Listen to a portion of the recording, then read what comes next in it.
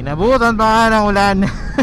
Anyway guys, what's up? Downshift Vinci here for today's vlog. May bago tayong check na unit. Titingnan natin kung goods ba, okay ba, etc, etc. Eto, nandito na ako sa may bandang Amadeo. Going to Malvar, Batangas nga pala ako ngayon, para makita kung okay ba yung unit, ganyan. Ngayong umaga lang siya nakausap. Based dun sa post niya, okay naman, ganyan, ganyan, etc, etc. Pero yun nga, gusto ko muna siyang makita bago ko bilhin, bago ko makapag-decide. Kumbaga, nung nakita ko kasi itong motor na to, parang naano agad ako, nakot niya agad yung attention ko. Nakako, ito yung parang isa sa hinahanap ko, ito yung isa sa mga gusto ko, etc, etc. Kahit na malayo, kako, kahit Malvar, Batangas pa siya, pupuntahan ko. Then tingnan natin kung magiging worth it ba yung pagpunta ko. Kasi honestly, yun nga, shot in the dark yung gagawin ko na to. Tingnan natin kung mag-a-align ba, mag-a-align ba yung decision ko, mag-a-align ba yung gusto ko, mag-a-align ba para sa akin yung motor na to. Pero kung hindi, wala akong magagawa. I'll take the risk for this bike, kumbaga. So ayun, ito, nag-uulan. It's a sign ba to? Sign ba to na dapat ako mag-back out? Or it's a challenge na kahit na ganito yung nangyayari, na nag-uulan, etc, etc, eh kailangan ko pa rin tuloy. Kumbaga parang binibigyan ako ng indication na hanggang saan yung willingness ko, kumbaga. So yes, nag-uulan. Fine, wala problema. Balay naman natin, di ba? Maging worth it pag nakita na natin yung motor, pag nakita na natin yung bike. Kaya yun, tara, punta na tayo ng Malvar, Batangas, and then balitaan ko kayo sa mga susunod na mangyayari. Dito na nga para tayo sa may Talisay, pababa ng Tanawan. Kaya ako rin pala ginamit to si Sena ngayon guys, kasi honestly, ang tagal ko na hindi nagagamit tong motor na to. Huling gamit ko na ito nung Baguio pa namin. Kailan pa yun? Nung June pa yun. Ano na ngayon? August na.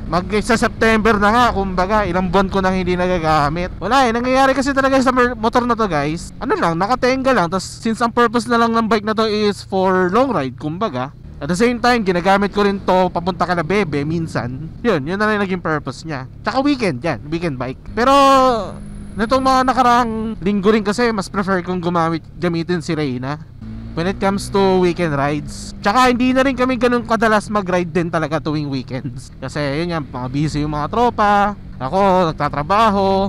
Maulan din kasi. Unlike nung summer, talagang madalas kami mag-ride. Kaya nangyayari dito sa motor na to, madalas din talaga nakatenga lang, nasa garahe lang, pinapainit ko lang, and so on and so forth. Minsan ko na lang din talaga magamit. Kaya ako, what if gamitin ko ngayon? What if gamitin ko tong motor na to sa ganitong paraan? Like, yan, isa sa may long ride ko, enjoying ko, kumbaga. Kasi yun nga, hindi naman ang purpose talaga and character ng motor na to for long ride. Pwede rin siya city, kaso syempre expect na mas may advantage yung mga maliliit na motor.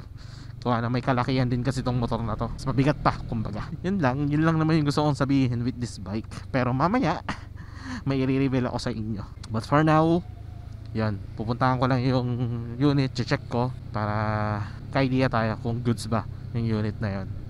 Good thing na nga lang din, tumila na yung ulan, kaya kahit pa paano, mas ma-enjoy na natin yung biyahe. Honestly speaking guys, kinakabahan ako right now.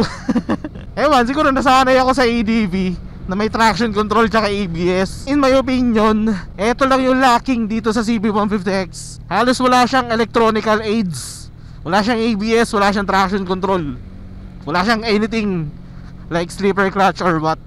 Ang meron lang siya, pure rider input. Kumbaga dito mahahasa talaga yung feeling mo sa motor, braking skill mo sa motor, cornering mo, handling mo, ganyan-ganyan. Eh ngayon, sa totoo lang, medyo kinakabahan ako kasi una-una yun nga, puro pababa dito, basa pa kalsada. Nag-aalangan ako na mamaya mapasobra yung pag-apply ko ng brake, mamaya biglang dumulas yung gulo, etc. Kasi sa ADV, meron nga yung traction control tsaka ABS. Tiwala ako na pagdating sa ganitong klase kalsada na basa, tapos puro kurbada na matatight, tiwala ako na safe ako kasi yun nga, may electronical aids. Dito talaga rider input ang gagawin mo. Pag nagkamali ka, nga. And so far yun, nakababa naman na tayo dito sa may Talisay. Kaya okay na. Sige. Yun lang talaga kulang dito sa motor na to. At least sana man lang in-upgrade nila yung electronics.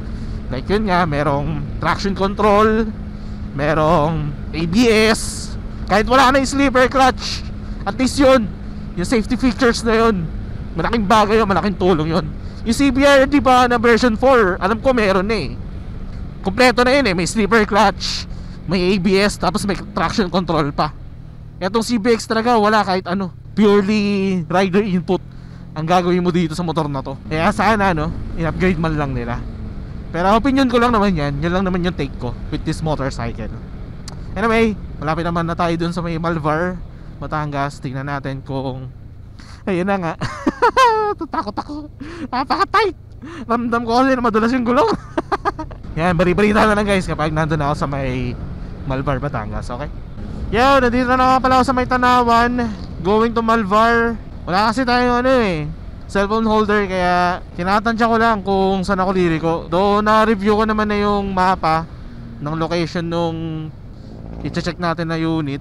Pero syempre, ikakapain ko pa, tatansyahin ko pa kung saan ako liliko. May lilikuan kasi ako eh.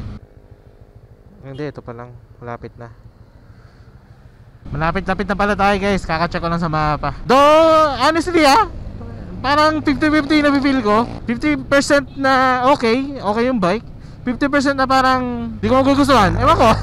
Parang may feel ako na hesitation kumbaga. Pero total nandito na rin naman na tayo, kaya tignan na rin natin. Wala naman masama kung ano, titignan. Gawa ng malapit na rin naman na tayo. Nga lang medyo malayo rin yung nabiyahe ko, kasi mula sa bahay hanggang makarating dito, inaabot din na almost 2 oras. Kaya may kalayuan siya kumbaga.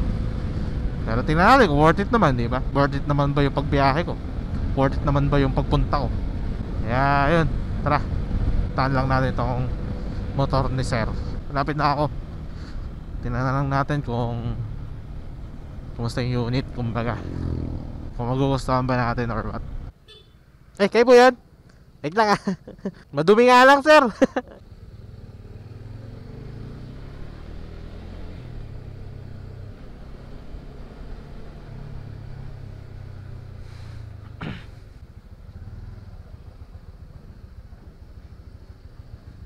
Sige. Teka lang. Yeah. So, ito na pala guys. Na-check na natin yung unit. And honestly speaking, ang sakit ng katawan ko. Wait lang. So yan, na-check na natin yung unit. So far, okay naman yung unit. And nagustuhan ko naman yung unit at the same time. Para sa akin talaga yung motor na yon, gawa ng basta. But anyway, yun nga yung sinasabi ko sa inyo, i-reveal ko sa inyo. Diba gamit ko ng CB150X kanina. Ang totoo niyan, sinuwap ko yung motor na yon for this motorcycle. Yes, you heard it right. Sinuwap ko yung aking CB150X for this motorcycle na dala-dala ko ngayon, which is etong Yamaha R15M. Yes guys, sinuwap natin ang ating Honda CB150X for this motorcycle, which is itong Yamaha R15M or yung version 4. Bakit nga ba? Kasi yun, miss na miss ko na talaga mag sports bike. Miss na miss ko na yung sports bike. Miss na miss ko na gumamit ng sports bike. Ever since na aksidente ako, hindi na ako nakagamit ng sports bike. And anong nangyari din kasi, di ba, simula nung nagkaroon ako ng Honda ADV 160, parang yung CB150X ko, ang purpose na lang nun is parang ano na lang lagi, nakatenga na lang lagi, hindi ko na masyado nagagamit, and so on and so forth. Since yung purpose ng bike na yun is for long ride purposes, nagkaroon na ako ng ADV 160 na pang all-arounder ko. Kaya yun yung ginagamit ko instead of CB150X. Tapos ang nagustuhan ko rin kasi dito sa R15 is full pack na siya ng mga electronics aids. Tulad ng sinabi ko sa inyo kanina, di ba? Parang nakukulangan ako sa bike na yon kasi wala man lang kahit anong electronic aids.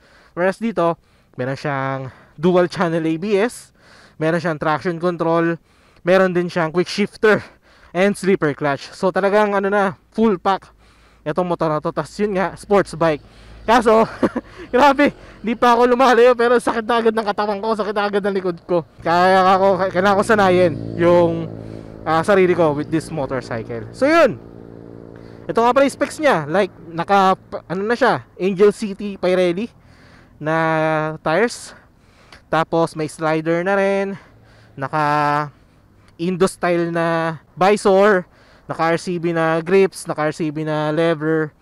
Then yun, naka tail tie din na rin pala. Pero may mga ilan lang na kailangan ayusin with this motorcycle. kanina pansin ko yung kanyang ball race.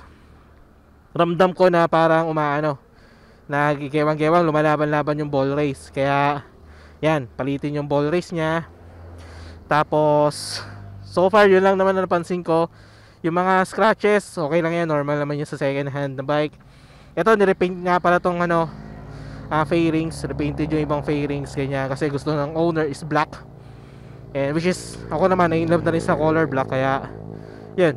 Siguro itong slider tatanggalin ko na lang din kasi nangyayari, tumatama yung tuhod ko sa slider, kaya ako tanggalin ko yan.